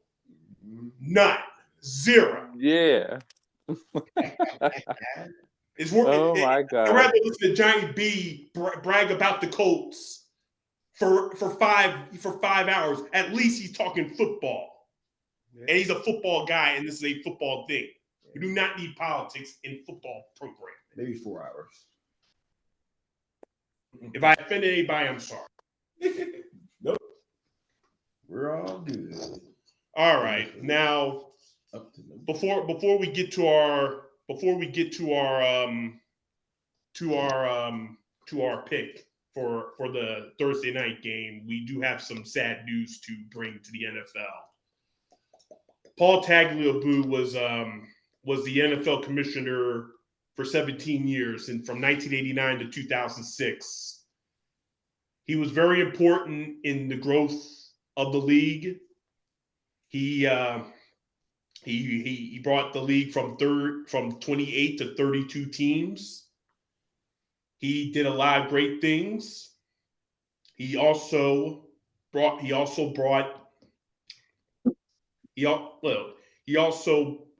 might be the only commissioner. I might be wrong. The only commissioner in the history of the only commissioner in the history of pro sports to not have any work stoppage or strikes during his run. There are some negativities, concussion protocols, the LA leaving the city of Los Angeles losing 2 NFL teams, but obviously they did return, or some different situations. But obviously he was a good guy, and he represented this league really well. He was attention to detail, no nonsense. He carried the league with flying colors. When you think about what Pete Rozelle, greatest commissioner in history of sports, and obviously Roger Goodell, how you feel about him, but he was the middleman between those two eras, and he worked with both of those guys. And he was obviously a very important part of this league, and he's rightfully inducted into the Pro Football Hall of Fame. Paul Tagliabue is survived by his wife and his 2 kids. He was 84 years old, and we miss him very much, or I'll miss him very much, because he was a very, very respectable gentleman. And if he was the one in the booth in Washington, I got no problem with that, because he was a good guy, and yeah, he will be missed very much by the National Football League family. God rest. All right. So we have a big matchup coming up. We didn't touch this game. Maybe we should. Maybe one of us should, because that point spread is kind of outrageous. Yeah. And I know the Jets are not great. They got rid of. Okay, I know this bull will like this Sauce Gardner to Yeah. To Indianapolis, man. That So- was amazing. but obviously the Jets are doing well. At least the last 2 games they won. They won the last 2 games. Yeah, don't Jets won 2 times. I thought they won one. Oh, that's They two. beat the Browns on Sunday. Beat the Browns. Not. It's not like they beat somebody, Oh, wait, but they did win a they game. defeated the Bengals and then They Yeah, won their yeah. last 2 games. So, like I said, Ohio. like I said, we'll see what happens here. And like I said, go ahead to this matchup. Patriots, they short week, but hey, a division rival that they normally have they know how to beat. Go ahead to this matchup. I know it's not a sexy matchup, but it is it's the next Thursday night matchup. Go ahead to it. it's very sexy. I'm just going to give you a score, man. This is garbage. Patriots with a final score of 34-16. Ooh. Oh, man. We lose our camera. Oh, can you hear us? I don't know what might have lost us. I can hear you. I can Yes, hear sir. you. I'm back in. Hold on. I don't know why. Yeah, I think we're good. Okay, now try it now. Can you hear us now? Did you? No, they can still hear us. I don't think they. Yeah, I can hear you. I can hear you. Okay. Yeah, I can hear All you. right. All right. So, let's make this quick and easy too. Yes, the Patriots are just hot. Of course, being Thursday night, goofy things happen, but that's okay. Oh, you know what? That doesn't show. I'm sorry. Is that good? Right there. Bam. So I'm going with the Patriots to win this. Should be easy win, with the Jets pull off a miracle. That will be some. So Patriots, 27-10. All right, Tim, you can make a pick if you want. Sure, for the Patriots game or for any game? This game. For the Patriots, I'm going to say, the Jets. I'm going to have to say maybe like 35-10. All right. The That was Jets all right. win 35-10. Patriots. Oh, okay. I didn't think they were gonna beat the Patriots by that much. Yeah. Yeah. So you never know. Yeah. It's not, Oh my God. What's your score, Johnny, you sucker? all right. So here's what I'm feeling. Okay. Right now, Patriots It's not are moist. on. It's not moist. It smells. Well, something Colts. Okay, Patriots are on a roll. They're 8-2. They're tied with my Colts. I have the tiebreaker right now. Jets are coming off a 2-game win streak. Oh, yes. You can upset them in New England.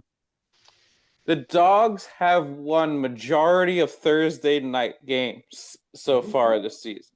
Okay. Pick your Jets. Yeah. So, jeez. I feel like this should keep going. Listen, my Colts fan in me wants the Dogs to keep winning. They want the Jets to win on tomorrow night. I feel like it's possible. You know what? What the fuck? Give me the Jets. Give me a close game, because I don't think they're going to blow the Patriots out. But I think they should win this, because that's the Dogs. Let me get 20. You know what? Let me get 27-24 Jets. My God. Okay, whatever. Bryce Hall is still picking up though, but it's still not enough. Fields is coming back, but Gary Wilson, how long is he going to stay out for?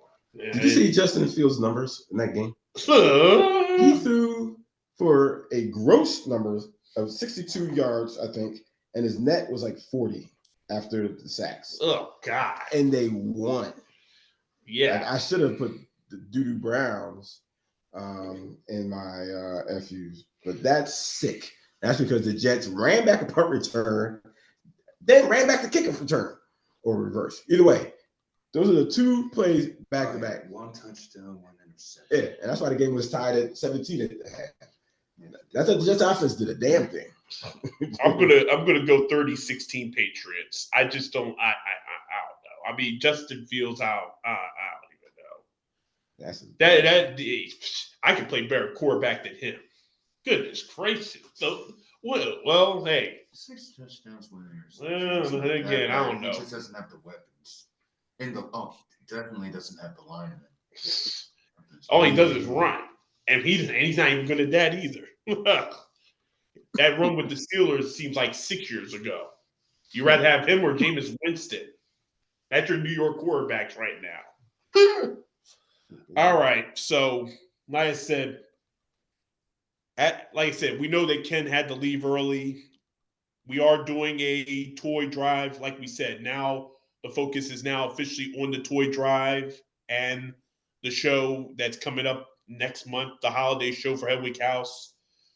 We will get into a lot of that throughout these next several weeks up to the show itself. We will get full details of how this will go. It's going to be a special show. It's a holiday show. A bigger crowd than even what we had tonight. We had a decent crowd. I give Tim a lot of credit. We, and Constantine a lot, but I mean, this was a last minute deal to move around, and we were able to get it done properly and respectively and well. So, it was a really, really respectful show here. But that's going to be our bigger show, and that's going to be, the place and everything will be announced here. I would say it's December 10th, but it could change. The date could change to the 17th. We will let y'all know about it, but we will keep doing the show every week, and we'll obviously give you posted on stuff. Like I said, the toy drive will officially begin next week or even tomorrow from where I stand. But like I said, we're going to start that real soon. Like I said, right. There's no other notable news this week. We're going to continue. Like I said, there's not much else this week in news, but that's the big news that Ken would have announced if he stayed around. But he was in a hurry, and I'm glad he sticked around. I'm glad that Johnny B and him got to argue. I'm actually glad that Johnny grew a set of balls, and Matt was able to go after him. Now you're not afraid. You broke your curse, bitch. Afraid? What? I was never afraid of nothing. Stop. Well, I want to see this goofball come on after the Colts lose a game. He seems to hide after that. Yeah, that's what. Yeah, last week would have made more sense. Last week, I was gonna come on, but no one said whether or not they were doing the show on Wednesday. You choked. I asked Kwame, and Kwame said they weren't doing it Wednesday. So I said, "Are you guys still doing it this week?" Then no, but you still came on. Yes, you still came on anyway when nobody was on. Right, because Kwame didn't say if we were doing it again or not this week. I said tomorrow. I said on. He said if you talk to him, Kwame's text didn't say nothing about it. Kwame said we're not doing it today. That's it. I didn't get nothing else from him. Hold on. Well, whatever. I asked him, are we doing it this week? He said he didn't reply. I said no show today. And then I said, okay, when will it be? Or are we not doing it this week? And you didn't reply. You're right. I did not say tomorrow. I thought I said tomorrow. But you did. Mm-hmm. Didn't you? I said tomorrow. I did. But he has such a low rate. But again, Rob didn't say that to me. That I didn't get anything from it. Yeah, because your twin that you never bring up, Willie B. Colt, did not say nothing. He was texting in front of you. We'd like to meet Willie B one day. Okay, let me stop the bullshit. I did burn myself, and I didn't tell nobody about that a couple weeks ago when I was at my buddy's house watching the NASCAR race. But that's okay. That's okay. Bro, Like candle off a Oh, at candle. least you're doing better now. No, I'm good. I don't have to brag about that because I'm not a bragger like you are, sucker. Dissecting everything. Actually, listen, man. If I burnt myself, that's not something I'm telling anybody. Yeah, only your fake girlfriend. Anyway, we are going to end this show because we all have stuff to do. I have to go home and get something to eat. I think, like I said, I think Constantine for the opening. I think Tim, especially for the hospitality. Yes, Of course. I also thank Mike Springman, even though he did not appear on the show, he did text me out of respect to of what's going on and all that, and we'll make it up. Like I said, Tim has one more thing to say about Legendary Family. There's a major event coming up here later on in the month. You have something there, Dom? For Legendary Family, it is a really great group full of people who we all get along. We become friends, we become family. It's for people who either have like some kind of like issues where if it's hard for them to make friends or something, or if they have some kind of disability, no matter what kind it is, and you don't even need to have one, but it's one of those where it's hard to make friends because of the condition you have, or it's hard for you, or you're afraid to talk to people. Then you're in this group where there's other people who go through the same thing as you do. Yeah. And then you become friends with them, and then you become more comfortable on, I like to have a saying called, you got to feel comfortable by feeling uncomfortable, because then that way it breaks that habit. Yes. But overall, we want to give people opportunities to try out new things, especially making events, inviting them to places. Okay. And like I said, you don't have to have something to become a member. It could be anything, no matter what age. It's just a great group, and we promise that we will always make things fun. Oh, all right. But also you promote the thing, the Friendsgiving. Yes. I know Mike has more information about that. All right. So I would reach out to Mike maybe in a few days, so that once he's calmed down. Yeah. We're having after Thanksgiving thing called Friendsgiving on November 29th. That's 2 days after Thanksgiving. Check Tim and Mike Springman for more details. Anyway, like I said, that's all we have for tonight's show. I think, like I said, I think Constantine again for the opening. I think his friend Ryan and another member of the group, like other members of the group. Yeah, we had Danny, and I think even Rachel joined, because what I actually did was I went on Snapchat and I filmed us doing this cast, and I said, DM me if you want to watch the podcast. Send me, I'll send you like the link and everything in the passcode. So we had some audience members. Cool. Well, like I said, hopefully they can give me some shout outs down the road or whatever, because, of course, I'll do my part and make sure that happens. Yeah, but like I said, I mean, it was a great show. Like I said, we thank Kenny, Robbie, and their friend Vince for appearing live. Like I said, Workman coming on here to say hello. Johnny B. Colt. Anyway, and Shaft as always. And then, like I said, Matt, the reason why we do this show, the reason why we have him here. So why we have a platform to do this show anyway. And then again, join Matt and I on Saturday to discuss at high noon, the Lookout, as we preview the games. We would invite Johnny B, but he's not, because there's no Colts game. So we're not inviting him. All right. All right, so that's all we have. Like I said, of course we gotta do. Of course, I gotta do the music because there is we don't have your platform, so we have to do the music to get our asses out of here. So, all right, get to it, and then we'll advertisements. I know. Fucking.